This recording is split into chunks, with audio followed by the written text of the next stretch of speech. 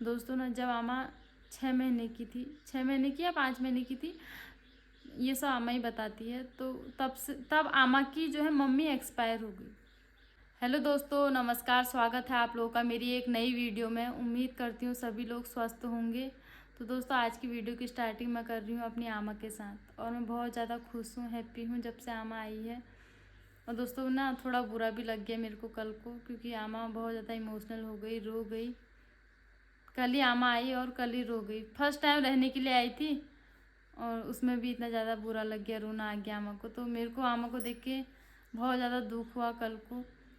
तो दोस्तों, कल मेरा बर्थडे था, तो हम लोगों ने केक वगैरह काटा रात के टाइम पे। उसके बाद से खाना पीना खाया। हम लोग रूम पे बैठ गए थे, मैं, आमा, मम्मी, सभी लोग, मंसू के पापा, सभी लोग बैठ गए थे, बातें चीतें कर रहे थे अपनी। तो ऐसे ही मैंने आमा से नॉर्मली बोला, आमा से मैंने ऐसे ही बोला, देख आमा, तू कितनी खुश नसीब है, अपनी नातनी की भी बच्ची को देख रही। हमारे पहाड़ों में कहते हैं ना, जब बड़े बुजुर्ग नाती या पोते के बच्चों को देखते तो बहुत ज़्यादा भाग्यशाली माने जाते हैं।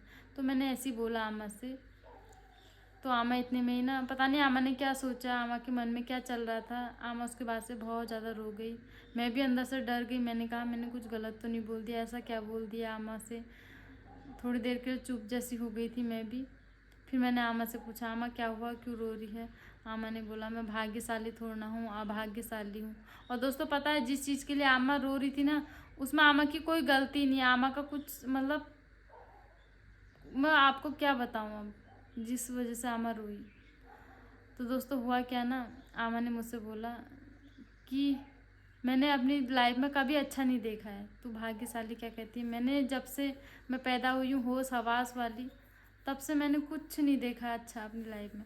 दोस्तों ना, सच में आमा की लाइफ बहुत ज़्यादा संघर्ष से, बहुत ज़्यादा कठिनाइयों से, संघर्ष से भरी रही है बचपन से ही। दोस्तों ना, जब क्या होता है, इंसान का ही बचपन में दुख झेल लेता है, उसके बाद से बड़े होने के बाद अगर वो अच्छा देखता है सब कुछ, तो उसको फील नहीं होता। लेकिन जहाँ से इंसान की एक सी लाइफ चलती है, बचपन से लेके बुढ़ापे तक एक सी कठिनाइयों से लाइफ चल रही है, एक के बाद एक, एक के बाद एक दुख, तो उसमें इंसान निराश हो जाता है। तो दोस्तों ना, मेरी आमा ने सच में बहुत सारे दुख कष्ट झेले हैं अपनी लाइफ में। बुरा भी लगता है आमा के लिए कि एक इंसान को भगवान इतना दुख कैसे दे सकता है। दोस्तों ना, जब आमा 6 महीने की थी, 6 महीने की या 5 महीने की थी, ये सब आमा ही बताती है। तो तब आमा की जो है मम्मी एक्सपायर हो गई। दोस्तों बताओ, कितनी बड़ी सिचुएशन थी। और दोस्तों, पता है आमा के ना भाई हैं ना बहन है, कुछ भी नहीं है आमा के पीछे। आमा इकलौती है। और उसके बाद से कुछ टाइम के बाद आमा के मतलब पापा भी एक्सपायर हो गए, बूबू, वो भी एक्सपायर हो गए। तो आमा पूरी अकेली पड़ गई। ना तो भाई बहन का सुख, ना माँ पापा का सुख, किसी का सुख नहीं मिला। वहीं से ख़त्म रिश्ता सब।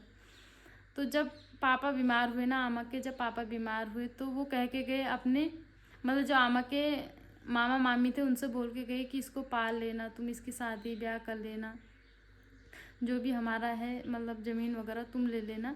तू ममकान गई है पर जूलब कथे ना, नहीं जा, तू चुप तो जा जरा, तो पाल लेना। तो उसके बाद से दोस्तों, चलो जैसे तैसे आमा को पाला। पहले तो बचपन, जिस टाइम आमा का बचपन आया ना, उस समय बहुत ज़्यादा कठिनाइयों से रहा है।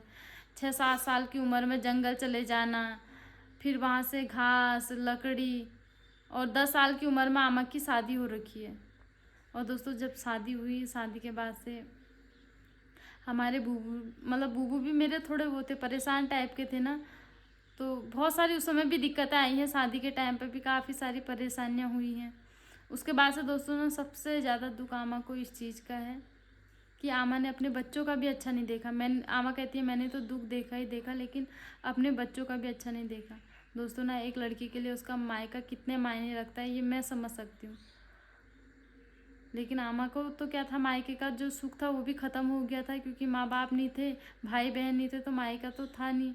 उसके बाद से जब शादी हुई, शादी के बाद से बहुत सारे दुख देखे। सबसे बड़ा दुख है बच्चों का, कि मैं अपने बच्चों का अच्छा नहीं देख पाई। दोस्तों, जैसे आपको पता है, मेरे पापा लोग 4 भाई बहन हैं, यानी कि आमा के 4 बच्चे हैं, 2 लड़के 2 लड़कियाँ। एक मेरे पापा, एक मेरे चाचा, 2 बुआएँ हैं।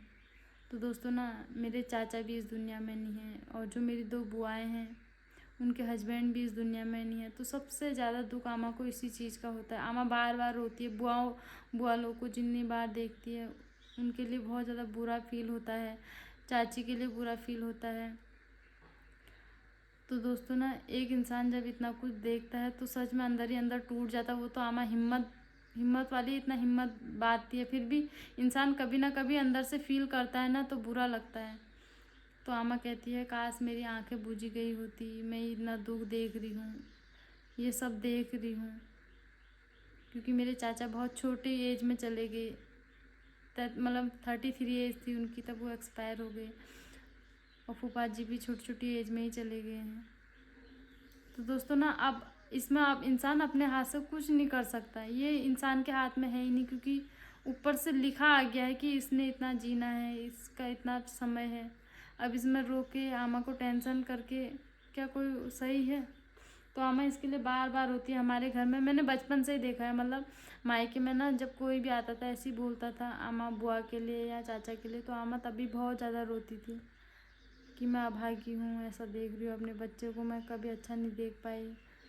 और दोस्तों अभी इतनी उम्र हो गई है आमा की, 90 उम्र है, अभी 90 साल हो गए हैं, अभी भी संघर्ष भरी लाइफ चल रही है, परेशानी भरी। इस उम्र में भी मेरे मम्मी पापा बहुत ज़्यादा सीधे साधे हैं, उनको उतना समझ नहीं है, उतने वो नहीं जान पाते। तो आमा ना मतलब उनके लिए बहुत ज़्यादा सोचती है। यहाँ पर आई है, मैंने आमा से बोला 1-2 दिन रहो, लेकिन आमा बोल रही है वहाँ पर पापा नहीं कर पाएंगे, मम्मी सीधी है, बीमार भी हो रखी है। तो जिम्मेदारी, मैं कह रही हूँ ना, जिम्मेदारी इस एज में भी इतनी ज़्यादा है। इस उम्र में भी जंगल जाती है, प्रॉपर घास पात, गाय बिच्छू को देखना। तो अभी वैसे आराम के दिन है, थोड़ा रेस्ट करना चाहिए, लेकिन जब इंसान के पास आती है ना परेशानियाँ, मुसीबतें, जिम्मेदारियाँ, तो इंसान सच में अपने लिए बिल्कुल भी नहीं सोच पाता। अब यहाँ पर आमा आई है, लेकिन आमा का ध्यान घर ही पर गया है कि घर पर कैसे होंगे, क्या होंगे।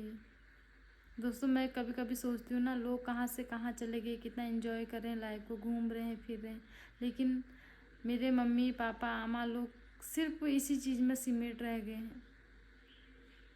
भगवान करे कि ये स्वस्थ रहें, सुखी रहें। मेरे को बार बार इसी बात की टेंशन लगे रहती है। बीमारी में भी जब दुख होता है ना, तब तो इंसान को आराम करना चाहिए, लेकिन दुख में भी ये लगातार चले रहते हैं, क्या करें, मजबूरियाँ ऐसी हैं। राधा फोटो तो दिखा दो। अल्लाह देखो, तू 1-2 दिन यही रो यार पे आमा हैं। आज यार तो आमा जिद कर रही है कि आज मैं चले जाऊंगी, डेढ़ घाट है ये बकाई के थी, तो आज चले जाऊंगी, जिद लगाई है। लेकिन मेरा मन कर रहा है ना, अभी 1-2 दिन आमा घर पे यहाँ पर रहती तो और अच्छा लगता। जब राधा आली तुले पे अब उल बादम उल है, बादम उल को छुट्टी पड़ जाए ना का पाई। तो दोस्तों ना, बुरा लगता है आमा के लिए बहुत ज़्यादा कि आमा ने इतने दुख झेल रखे, इतने। मैंने आपको डीपली तो कुछ बातें नहीं बताई, नॉर्मली बताई, लेकिन डीपली ना लाइफ में बहुत कष्ट झेल रखे हैं। भगवान करे स्वस्थ रहे, सुखी रहें। और लेकिन अच्छा लगा, आमा एक दिन के लिए भी आई ना घर पे, तो अच्छा लगा, खुश हो गई मैं। तो दोस्तों ना, मैं कहूँगी कि हर लड़की को अपने मायके का सुख मिलना चाहिए। मेरी आमा ने तो मायके का सुख ही जो बचपन में ही खो दिया अपना, लेकिन कोई बात नहीं, भगवान सब सही करेंगे। तो दोस्तों कुछ ये थी आज की वीडियो, मैंने सोचा। तो दोस्तों आप लोग बताना, जिसमें आमा खुद को कुशवार तो दोस्तों आप लोग भी बताना, क्या जो आमा सोची हो सही है? किसी ने भी ना कभी भी किसी इंसान को ऐसा नहीं बोलना चाहिए कि तूने ऐसा किया वैसा किया। बहुत सारे कुछ लोग बोल देते हैं यार तुम्हारे तो जवाई भी चले गए, बेटा भी चले गया। अब दोस्तों ना, ऐसा बोलने से उस इंसान पे कितना दुख बीतता होगा, ये सिर्फ वही जानता है। मोटिवेट करना चाहिए इंसान को हमेशा, मैं तो ये कहूँगी, क्योंकि मैंने बोलते हुए सुना है कितने लोगों को आमा से ऐसा। तो आमा उस समय बहुत ज़्यादा रोई है, इमोशनल हुई है। बहुत फोन करा थी करूँ लल्ला। तो दोस्तों कुछ ये थी आज की वीडियो, मैं अपनी आमा की फीलिंग आप लोगों के साथ शेयर कर रही थी। तो वीडियो कैसी लगी ज़रूर बताना, इस वीडियो को लाइक करना, आमा के लिए प्यारा प्यारा कमेंट करना, और चैनल को सब्सक्राइब करना। फिर मिलते हैं नेक्स्ट वीडियो में, तब तक के लिए बाय। जय देवभूमि उत्तराखंड।